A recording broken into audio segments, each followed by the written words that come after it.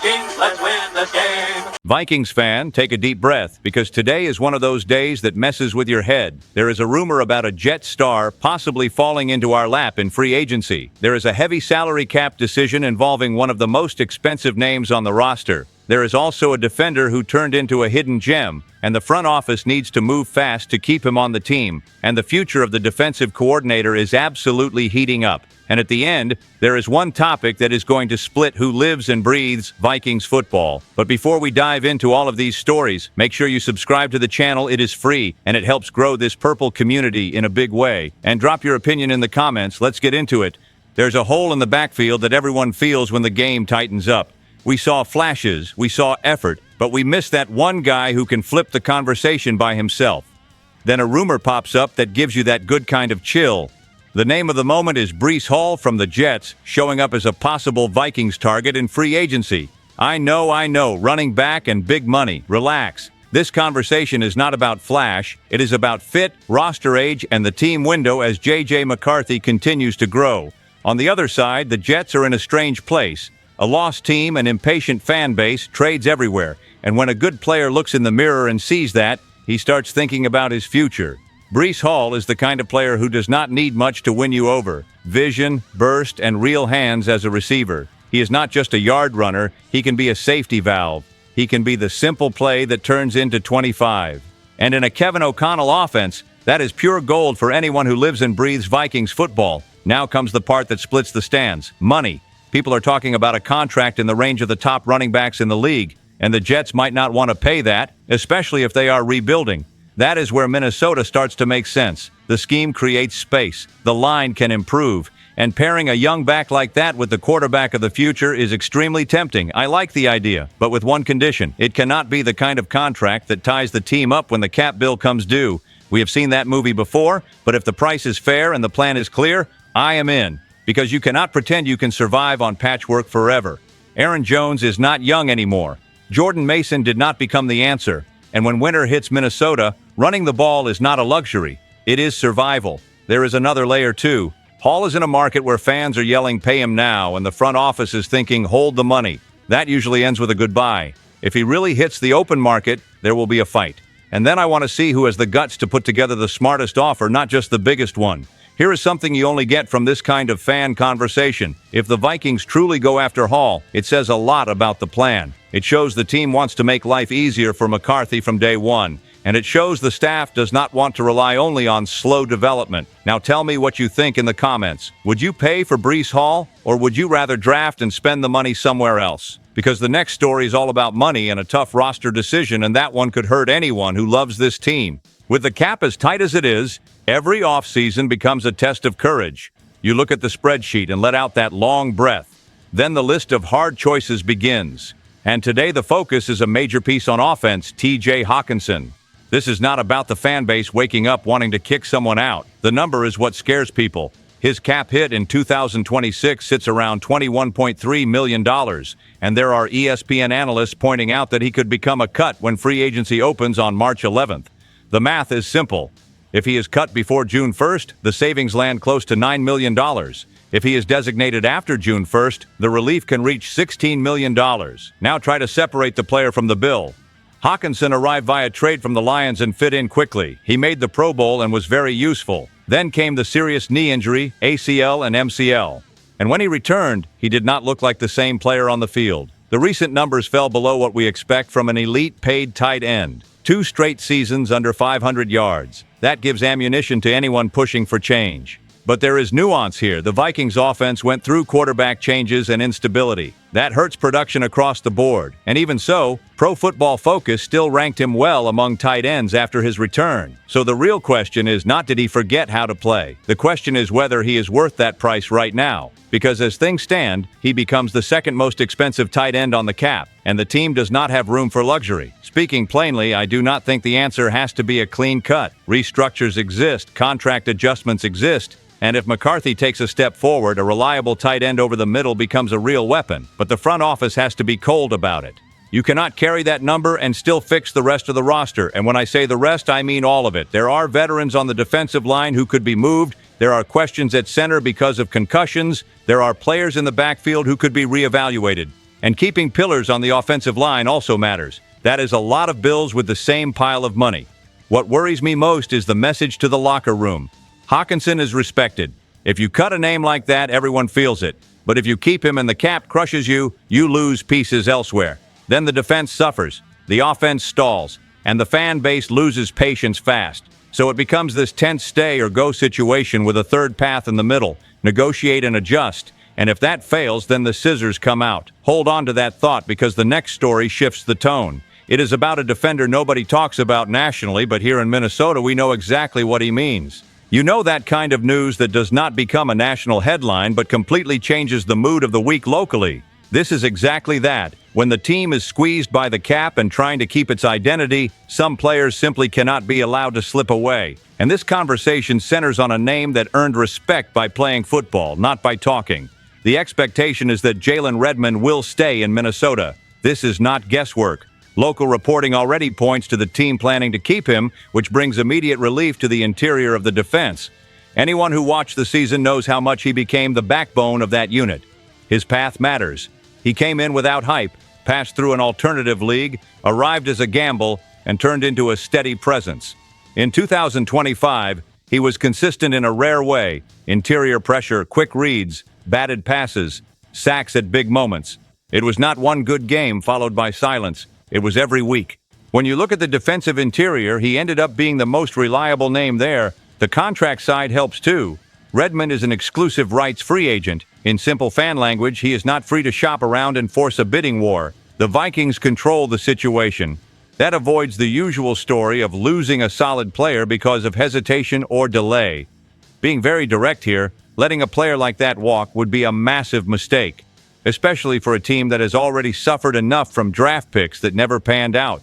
When you find a defender who delivers real impact, you keep him. It is not just cold numbers. It is presence on the snap. It is the opposing offense having to adjust protection. It is linebackers playing cleaner behind him. Of course, the contract will change. The almost symbolic salary is gone. Market talk puts it north of $12 million per year, with room to climb. But that is where impact comes in. He makes everyone around him better. He opens lanes for edge rushers. He changes the shape of the defense. That is worth paying for. There is also something else I like. Redmond plays with real intensity. Sometimes too much, remember that practice incident. But intensity can be coached. Hunger for the game cannot. And this guy has plenty of it. Now I want to hear from you. Talk to me in the comments. Do you extend Redmond without hesitation? Or do you think it is time to sell high and try another path? Because the next story is no longer about a player. It is about leadership, and it could create a change that echoes through the entire locker room. Sometimes the news is not about a play. It is about the guy who designs chaos for everyone else. And that is when the fan base starts looking around and thinking, are we really about to lose this? Because when your defense ranks among the best, someone is always trying to pull that thread.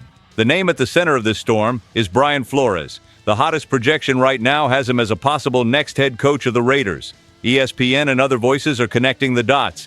And the reason that keeps coming up is one name, Tom Brady. Yes, that Brady. He has deep ties to the New England Circle. And as part of the decision-making in Las Vegas, he could be the push that makes this happen. I will be very clear about one thing. Losing Flores would feel like a punch to the gut. Not just because of the defensive rankings, because of how the defense plays. Aggressive, creative, fearless with blitzes. Every quarterback who faced Minnesota had to think twice. And for anyone who has watched decades of ups and downs, that is rare. That is the kind of pride fans carry with their chest out.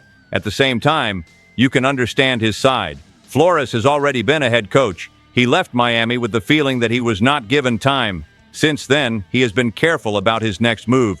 He does not seem like someone who jumps at every opening. That is why Las Vegas feels strange. The franchise has a history of quick hooks. Pressure is constant, and yet the projection is still there. The argument is that the Raiders would start with a clean slate, and when you have an influential owner or decision-maker like Brady pulling the strings, the weight of the offer changes. On top of that, Las Vegas could hold the first overall draft pick. That opens the door to selecting a quarterback and starting over. But here is the big issue. Flores is a defensive genius. He is not a quarterback whisperer. If he goes there, he will need a strong offensive coordinator and patience. And patience is not exactly the Raiders' favorite sport. That leads to the real fear in Minnesota, because if he leaves, it is not just swapping a name on the staff, It is changing identity. It is changing aggression. It is changing how the team sees itself. Fans can debate offense, quarterback, receivers, all of that. But when the defense becomes your calling card, you do not want to see it walk out the door. I keep imagining the locker room conversation. Players value continuity, especially those who grew in this system. And if that departure happens, the next coordinator will have to command respect on day one. If not, it is over. And hold that anxiety for a second, because the next story goes straight to the heart of the fan base. It is time to talk about end-of-season awards. And when those names come up, debate always gets heated. When the season ends, you are left with a strange mix of feelings. Pride in some areas, frustration in others, and then comes the part that always sparks debate at the bar and in group chats, the end-of-season awards. This is where fans weigh statistics against impact, and everyone has an argument. Defend the North is part of that identity too. Starting at the top, the most valuable player and offensive player of the year went to Justin Jefferson. There is not much room to argue there. Even in a down year by his standards, he cleared 1,000 yards, 84 catches, 1,048 yards, and just 2 touchdowns. That sounds low for him, right? But he played all 17 games without drama. He had some strange drops. The offense stalled. Passes arrived off target. And still, he carried himself as a leader in silence. I am betting that in 2026 he comes back hungry. And then we will see who can stop him. On defense, the award went to Eric Wilson. This one splits opinions. A lot of people will bring up Jonathan Greenard because he started the year on fire, but he missed time, and that matters. Wilson was everywhere. 115 tackles, 17 tackles for loss, 6.5 sacks, and 4 forced fumbles. Those numbers are wild. I double-checked them myself. He was the kind of player who flips drives, and when a linebacker makes that many splash plays, the entire defense feeds off it. Special teams went to Will Reichard, and there is no debate there. Ice in his veins. 33 makes out of 35 attempts. Both misses came from beyond 50 yards. He drilled 11 kicks from beyond 50. And he nailed a 62-yarder that became franchise history. That feeling of confidence, it is going in, matters in close games. Rookie of the Year went to Donovan Jackson. It was not a perfect season, but he played through it. He took hits. He dealt with a wrist injury and stayed on the field. For an offensive lineman, that counts. He also had to adjust to changes next to him. Even so, you could see the base and the strength. Young linemen need time, and he looks built for the long run. Most improved player was Dallas Turner. I like that choice. He went from a shaky rookie year to a closer. 8 sacks, 4 forced fumbles, and production that surged late. There were games where he looked like a different player. Jalen Redmond deserved a seat at that table too, but Turner made a star leap. In the end, these awards tell a simple story. Even with setbacks, there is a strong core here. There is leadership, talent, and hunger. The real question is how to keep it all together and still fit under the cap, because the next decisions will reshape the locker room and how this team plays. That is where the offseason becomes real pressure, and fans will hold everyone accountable. I look at all of this and see a team standing at a serious crossroads. On one side, there is the rumor of Breece Hall arriving and transforming the backfield. On the other, the cap squeeze puts T.J. Hockenson in line for a cut or a restructure. Then you breathe and remember that keeping Jalen Redmond gives the defense a foundation. At the same time, the shadow of Brian Flores potentially leaving threatens that aggressive identity. And to close it out, the awards highlight who carried the load in 2025: Justin Jefferson, Eric Wilson, Will Reichard, Donovan Jackson, and Dallas Turner. My bold take is simple. If the front office nails 2 of these major decisions, the Vikings become a team nobody wants to face in the cold of Minnesota. If they miss the timing, it turns into that familiar almost that everyone hates. And I want this to stay a real conversation. Drop your thoughts in the comments. This space belongs to everyone who lives and breathes Vikings football. Which of these stories hits you the hardest? Would you pay for Hall? Do you adjust or cut Hockenson? Do you do everything possible to keep Flores? Because the offseason shows no mercy and neither do the fans. Stay tuned. SKOL Vikings, let's go!